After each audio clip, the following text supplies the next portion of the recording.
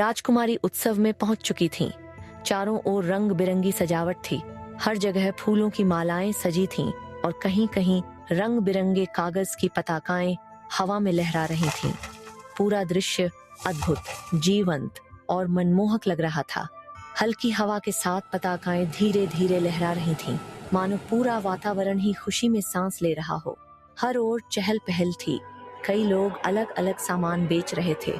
कोई खिलौने बेच रहा था, कोई रंग बिरंगे कपड़े, कोई चमचमाते गहने, तो कोई तरह तरह के पकवानों की खुशबू बिखेर रहा था।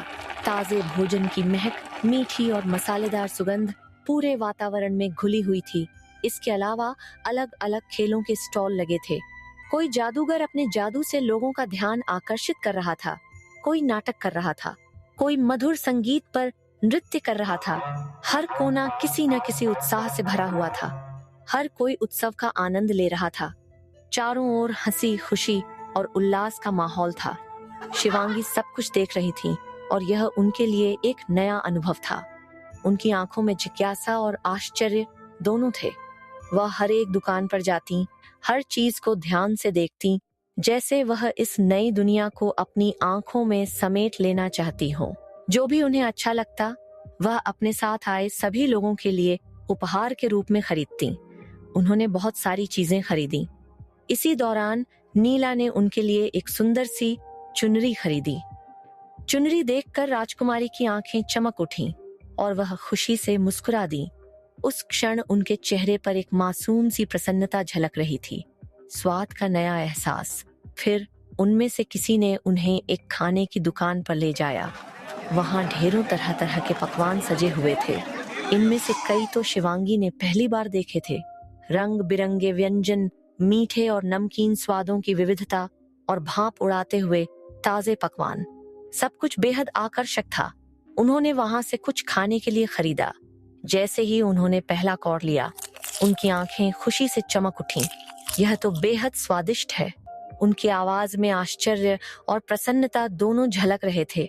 शिवांगी को यह खाना बहुत पसंद आया। फिर उन्होंने और भी अलग अलग पकवान चखे। हर एक चीज बेहद स्वादिष्ट थी। हर स्वाद उनके लिए नया अनुभव था, जैसे वह किसी अनजानी दुनिया का आनंद ले रही हो। यह सब अनुभव करना उनके लिए किसी जादू से कम नहीं था। एक नया अनुभव। राजकुमारी और उनके साथी आगे बढ़ते गए और उत्सव में मौजूद खेलों में हिस्सा लेने लगे। शिवांगी ने तीरंदाजी का खेल चुना। खेल सीधा था। दीवार पर लगे गुब्बारों को तीर से भेदना था और जीतने वाले को एक उपहार मिलता था।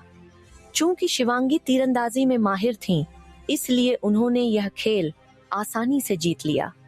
हर तीर निशाने पर बिल्कुल सटीक लगता गया। कुछ ही पलों में सभी गुब्बारे फूट गए और वहां मौजूद लोग भी आश्चर्य से उन्हें देखने लगे। जीत के इनाम में उन्हें एक सुंदर सा लॉकेट मिला। ये तो बहुत प्यारा है। शिवांगी ने खुशी से लॉकेट को देखा और मुस्कुरा दी। उनकी आंखों में एक सच्ची मासूम खुशी थी। रात का जश्न। पूरे उत्सव का आनंद लेते लेते रात हो गई। जैसे ही अंधेरा छाया, वहां मौजूद सभी लोग एक जगह इकट्ठा हो गए। बीचों बीच एक बड़ी आग जलाई गई। आग की लपटें आसमान की ओर उठ रही थीं और उसकी रोशनी में सबके चेहरे दमक रहे थे। वातावरण और भी रहस्यमय और सुंदर लगने लगा था। लोगों ने आसपास एक गोल घेरा बना लिया और खुशी से नाचने लगे। यह मस्ती में डूबा हुआ नृत्य था। हर कोई दिल खोलकर झूम रहा था। शिवांगी यह सब पहली बार देख रही थी। अब तक जब भी वह किसी पार्टी में जाती थी, तो वहां हर चीज नियम और शिष्टाचार से बंधी होती थी। यहाँ का नृत्य अलग था। कोई शिष्टाचार नहीं, कोई नियम नहीं। हर कोई अपने मन मुताबिक अपनी धुन पर झूम रहा था। तभी संगीत की गति तेज हो गई। लोग तालियां बजाने लगे और जोड़ीदार बदलने लगे। अब हर कोई नए साथी के साथ नृत्य कर रहा था। पूरा दृश्य बेहद सुंदर और जीवंत था। शिवांगी यह सब हैरानी और उत्सुकता से देख ही रही थी कि नीला उनका हाथ पकड़कर उन्हें भी नृत्य में शामिल करने ले गई। आइए राजकुमारी। पहले शिवांगी थोड़ा असहज महसूस कर रही थी, लेकिन जल्द ही उन्होंने इस अनुभव का आनंद लेना शुरू कर दिया। अब वह दिल खोलकर नाच रही थी, खुशी से, स्वतंत्रता से। हर कुछ देर बाद उनका जोड़ीदार बदल जाता और नए साथी के साथ नृत्य जारी रहता। चारों ओर संगीत, हंसी और उत्साह का ऐसा वातावरण था कि समय का भी पता नहीं चल रहा था। यह सब बहुत मनोरंजक था। शिवांगी को इसमें बहुत मजा आ रहा था। इतनी देर नृत्य करने के बाद शिवांगी थक गईं। उनकी सांसें हल्की तेज थीं और चेहरे पर हल्की मुस्कान थी। इसलिए वह धीरे से नृत्य से बाहर आ गईं और एक बेंच पर बैठकर बाकी लोगों को नाचते हुए देखने लगीं। हर कोई उत्सव का आनंद ले रहा था। उनके चेहरों पर खुशी थी, आंखों में चमक थी। शिवांगी भी मुस्कुरा दी, पर तभी उन्हें एक अजीब सी गंध महसूस हुई, खून की गंध। उनकी मुस्कान तुरंत गायब हो गई। पहले तो उन्हें लगा कि यह बस उनका भ्रम है, पर थोड़ी देर बाद वही गंध फिर से महसूस हुई। अब वह सतर्क हो गईं। उनका मन जोर जोर से संकेत देने लगा कि कुछ गलत हो रहा है। उन्होंने अपनी नजरें चारों ओर घुमाईं। उत्सव की रोशनी के बीच कहीं एक अजीब सी खामोशी भी महसूस हो रही थी। और तभी एक अंधेरे कोने में उन्हें किसी की परछाई दिखी। उनका दिल तेजी से धड़कने लगा। यह कौन हो सकता है? वह सावधानी से उस ओर बढ़ी। हर कदम के साथ तनाव बढ़ता जा रहा था। जैसे ही वह अंधेरे कोने में पहुंची, उनका दिल एक पल के लिए थम गया। सामने का दृश्य भयावह था। कुछ गुंडों की टोली एक 17-18 साल के लड़के को बेरहमी से पीट रही थी। लड़का पहले से ही घायल था। उसके पेट से लगातार खून बह रहा था, मानो किसी ने खंजर से वार किया हो। उसकी हालत बेहद खराब थी और वह दर्द से कराह रहा था। शिवांगी के दिल में हलचल मच गई। अब उन्हें समझ नहीं आ रहा था कि क्या करें। अचानक हुआ हमला। शिवांगी यह देखकर भौंचक्का रह गईं। एक पल के लिए वह जड़ हो गईं, लेकिन फिर तुरंत प्रतिक्रिया दी। उन्होंने अपने चारों ओर नजर दौड़ाई और तभी उन्हें एक लोहे की पाइप पड़ी मिली। बिना समय गंवाए उन्होंने वह पाइप उठाई और उन पर हमला कर दिया। उनके चेहरे पर अब डर नहीं, बल्कि साहस था। कुछ ही क्षणों में शिवांगी ने सभी को घायल कर दिया। गुंडे दर्द से तड़पते हुए वहां से भाग निकले।